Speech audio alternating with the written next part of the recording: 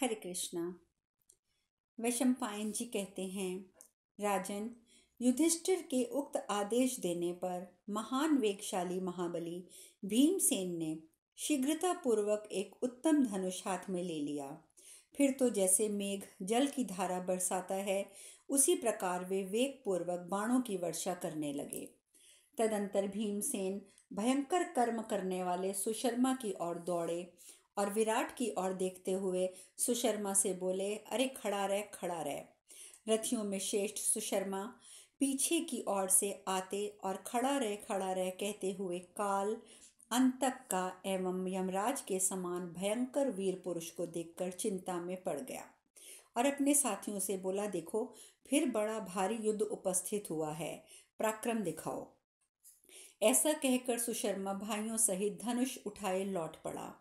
इधर महात्मा भीमसेन ने निमेष मात्र में ही गदा लेकर शत्रुओं के भयंकर धनुष धारण करने वाले रथी, हाथी, घुड़सवार आदि 1,00,000 सैनिकों के समूह को राजा विराट के समीप मार गिराया और बहुत से पैदल सिपाहियों का भी संहार कर डाला।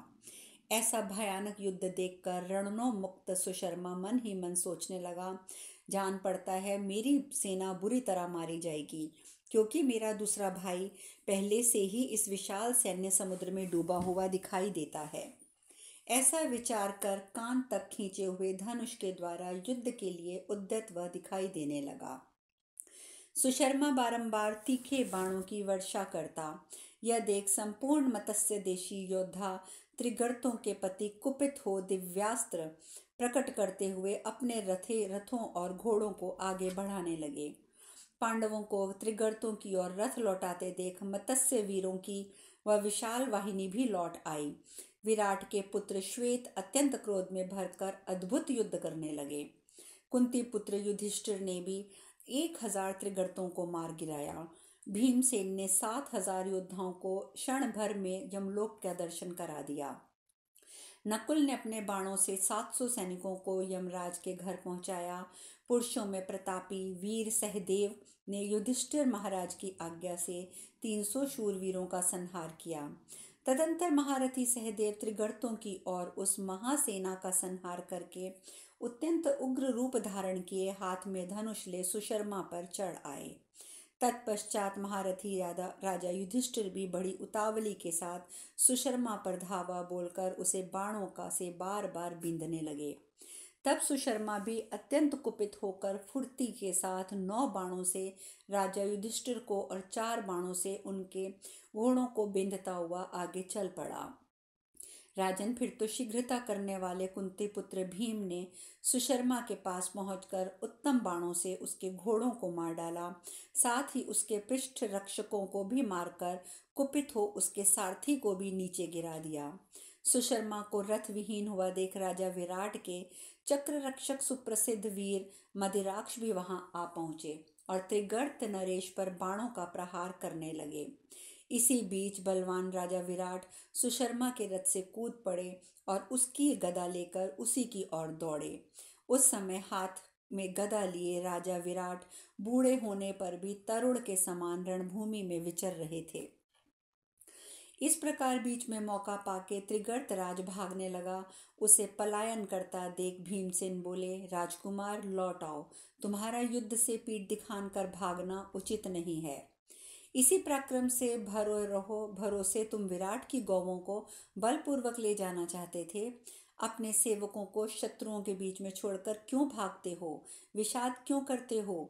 भीमसेन के ऐसा कहने पर रथियों के यूथ का अधिपति बलवान सुशर्मा खड़ा रह ऐसा कहकर भीमसेन पर टूट पड़ा। परंतु पांडुनंदन भीम तो भीम जैसे ही थे। वे तनिक भी व्यग्र नहीं हुए, अपितु रथ से कूदकर सुशर्मा के प्राण लेने के लिए वेग से उसकी ओर दौड़े। तब सुशर्मा फिर भाग चला और पराक्रमी भीमसेन त्रिगर्तराज को पकड़ने के लिए उसका पीछा करने लगे, जैसे सिंह छोटे मृगों को पकड़ने के लिए जाता है। सुशर्मा के पास पहुंचकर भीम ने उसके केश पकड़ लिए और क्रोधपूर्वक उसे उठाकर पृथ्वी पर दे मारा। तत्पश्चात उसे वहीं रगड़ने लगे। इससे सुशर्मा विलाप करने लगा। उस समय भीमसेन उसके मस्तक पर लात मारकर उसके पेट को घुटनों से दबाकर उसे मारने लगे और राजा सुशर्मा मूर्छित हो गया। त्रिगर्तों का महारथी वीर सुशर्मा जब रथहीन होकर कैद कर लिया गया, तब वह सारी त्रिगर्त सेना भय से व्याकुल हो इधर उधर भागने लगी। तदंतर पांडु के महारथी पुत्र सुशर्मा को परास्त करने के पश्चात सब गांवों को लौटाकर और लूट का सारा धन वापस लेकर चल पड़े। वे सभी अपने बाहुबल से संपन्न, लज्जाशील, संयम पूर्वक व्रत पालन में तत्पर महात्मा तथा विराट का सारा क्लेश दूर करने वाले थे। जब वे सब राजा के सामने आकर खड़े हुए, तब भीमसेन बोले, ये पापाचारी सुशर्मा मेरे हाथ से छूटकर जीवित रहने योग्य तो नहीं है, परंतु मैं कर भी क्या सकता हूँ। हमारे महाराज सदा से दयालु हैं। इसके बाद भीम राजा सुशर्मा का गला पकड़कर ले आए। उस समय वह लाचार होकर उनके वश में पड़ा था। कुंती पुत्र भीम ने सुशर्मा को रस्सियों से बांधकर रथ पर रख दिया। उसके सारे अंग धूल से सने थे, चेतना लुप्त सी हो रही थी। इसके बाद भीम ने रणभूमि में स्थित राजा युधिष्ठिर के पास जाकर उन्हें राजा सुशर्मा को दिखलाया। भीम युद्ध में अत्यंत सुशोभित होते थे। पुरुष श्रेष्ठ राजा युधिष्ठिर सुशर्मा को उस दिशा में देखकर हंसे और भीमसेन से बोले, इस नराधम को छोड़ दो। उनके ऐसा कहने पर महाबली सुशर्मा से बोले, भीमसेन ने कहा, मूर्ख, यदि तू जीवित रहना चाहता है तो उसका उपाय बताता हूँ। मेरी बात ध्यान से सुन। तुझे संसदों और सभासदों में जाकर सदा यही कहना होगा कि मैं राजा विराट का दास हूँ। ऐसा स्वीकार हो तो मैं तुझे जीवन दान दूंगा। युद्ध में जीतने वाले पुरुषों का यही नियम है। तब बड़े भ्राता युधिष्ठिर से भीम ने प्रेम पूर्वक कहा, भैया, यदि तुम मेरी बात मानते हो तो इस पापाचारी को छोड़ दो। यह महाराज विराट का दास तो हो ही चुका है। इसके बाद वे सुशर्मा से बोले, तुम दास नहीं रहे, जाओ, छोड़ दिए हो, फिर कभी ऐसा काम मत करना। इस प्रकार श्री महाभारत विराट पर्व के अंतर्गत गोहरण पर्व में दक्षिण दिशा की गौओं का अपहरण करते हुए सुशर्मा के निग्रह से संबंध रखने वाला 33वां अध्याय पूर्ण हुआ। वैशंपायन जी कहते हैं, जन्मेजय, युधिष्ठिर से ऐसा कहने पर सुशर्मा लज्जित हो अपना मुंह नीचे करके बंधन से मुक्त हो राजा विराट के पास जाकर उन्हें प्रणाम करके अपने देश को प्रस्थान कर गया। इस प्रकार सुशर्मा को मुक्त करके शत्रुओं का संहार करने वाले, अपने बाहुबल से संपन्न, लज्जाशील, संयम पूर्वक व्रत के पालन करने वाले पांडव उस युद्ध के मुहाने पर भी रात भर सुख से रहे।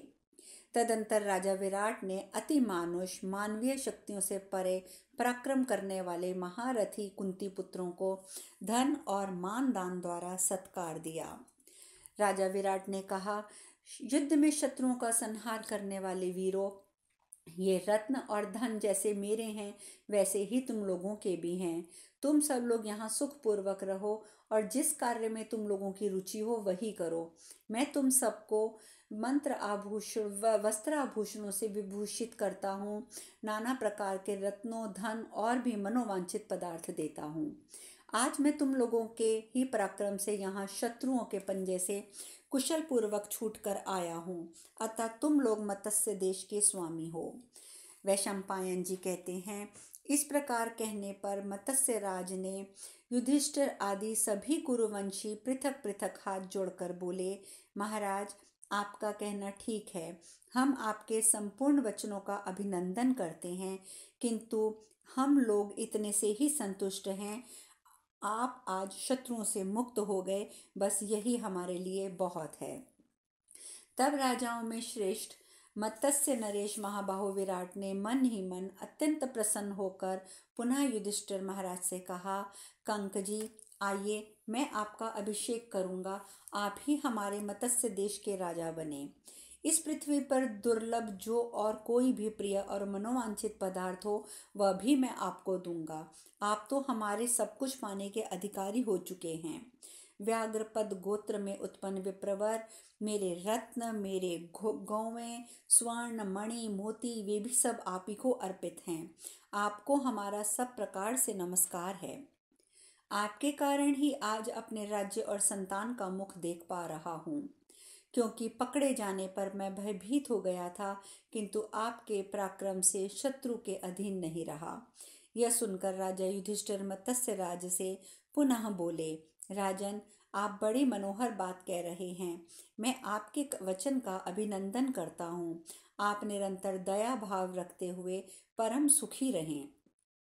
वैशंपायन जी कहते हैं, जन्मेजय, कंक नामधारी युधिष्ठिर महाराज के यूं कहने पर राजा विराट पुनः बोले, द्विश्रेष्ठ, बल्लभ नामक रसोइये का कर्म भी अद्भुत है। इस युद्ध में बल्लभ ने ही मेरी रक्षा की है। निष्पाप विप्रवर, आपके ही करने से ये सब कुछ संभव हुआ है। आपका कल्याण हो। आप मुझसे वर मांगिए और बताइए मैं आपकी क्या सेवा करूं। मैं बड़ी प्रसन्नता के साथ आपको नाना प्रकार के उत्तमोत्तम रत्न, शैया, आसन, वाहन, वस्त्राभूषण, सुंदरियां, हाथी, घोड़े, रथ आदि जो जो भी आप चाहें भांति भांति के जनपद सभी भेंट करता हूँ। सुव्रत, आप मेरी प्रसन्नता के लिए सब वस्तुओं को ग्रहण कीजिए। तब वहां ऐसी बातें कहने वाले राजा विराट को कुरुकुल नंदन युधिष्ठिर ने इस प्रकार उत्तम दिया, महाराज, आप शत्रुओं के हाथ से छूट गए हैं, यही मेरे लिए सबसे बड़ी प्रसन्नता की बात है। अनग, आप निर्भय होकर संतोषपूर्वक अपने नगर में प्रवेश करेंगे, अपने स्त्री पुरुषों से मिलकर सुखी होंगे, यही मेरे लिए अनुपम प्रसन्नता की बात होगी। महाराज, आप अब आपके नगर में सुहृदयों से ये प्रिय समाचार बताने के लिए तुरंत ही दूतों को जाना चाहिए। वे दूत आपका वहां आपकी विजय की घोषणा करेंगे। तब उनके कथानुसार राजा विराट ने दूतों को आदेश दिया, दूतों, तुम लोग नगर में जाकर सूचना दो कि युद्ध में मेरी विजय हुई है। कुमारी कन्याओं को मेरे स्वागत के लिए नगर के बाहर भेजो। सब प्रकार के बाजे बजाए जाएं। मत्स्य राज की इस आज्ञा को सुनकर उसे शिरोधार्य करके दूत प्रसन्नचित्त होकर चले गए। रात में वहां से प्रस्थान करके सूर्योदय होते होते दूत विराट की राजधानी में जा पहुंचे और उन्होंने वहां सब और मत्स्य राज की विजय घोषित की। इस प्रकार महाभारत में विराट पर्व के अंतर्गत गोहरण पर्व में दक्षिण दिशा से गौओं के अपहरण के प्रसंग में विराट के जय घोष संबंधित 34वां अध्याय पूर्ण हुआ। वैशंपायन जी कहते हैं, जन्मेजय, जिस समय अपने पशुओं को छुड़ा लाने की इच्छा से राजा विराट त्रिगर्तों से युद्ध करने के लिए गए, उसी समय दुर्योधन ने अपने मंत्रियों के साथ विराट देश पर चढ़ाई कर दी।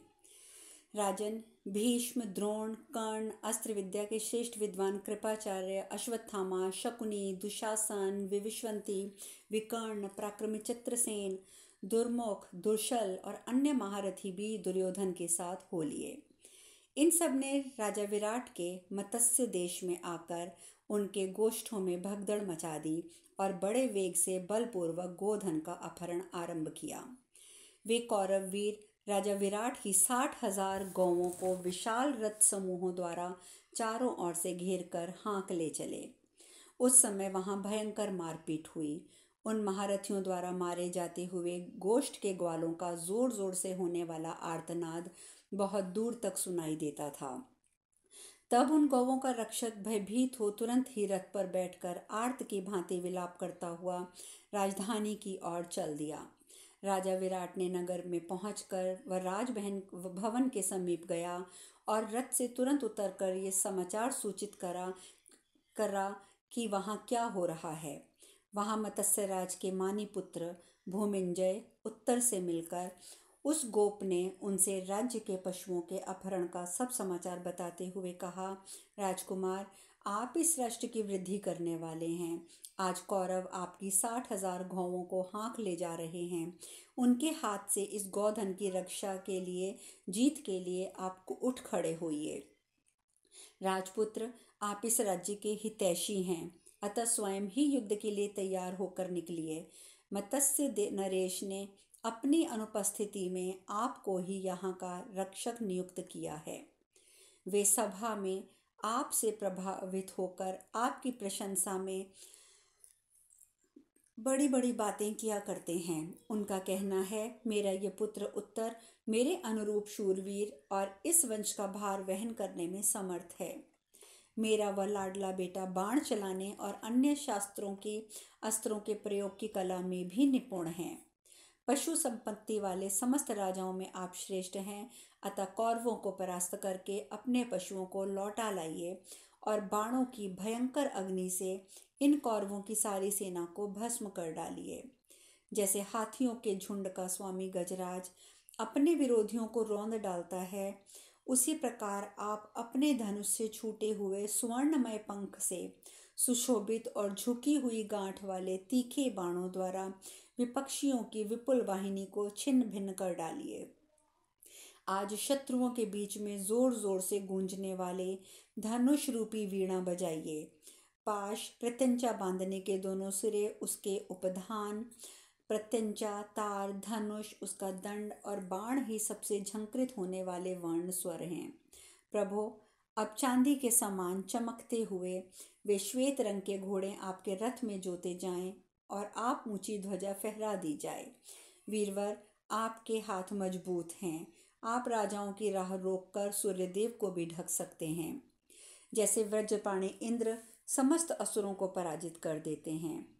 मत्स्य राज के सुयोग्य पुत्र होने के कारण आप ही इस राष्ट्र के महान आश्रय हैं। वैशंपायन जी कहते हैं, राजन, इस समय राजकुमार उत्तर अंतःपुर में बैठा हुआ था। वहीं उस गोपाध्यक्ष ने उससे निर्भय बनाने वाले उत्साहजनक ये सब बातें कह डाली। अतः वह अपनी प्रशंसा करता हुआ बहुत सी बातें कहने लगा।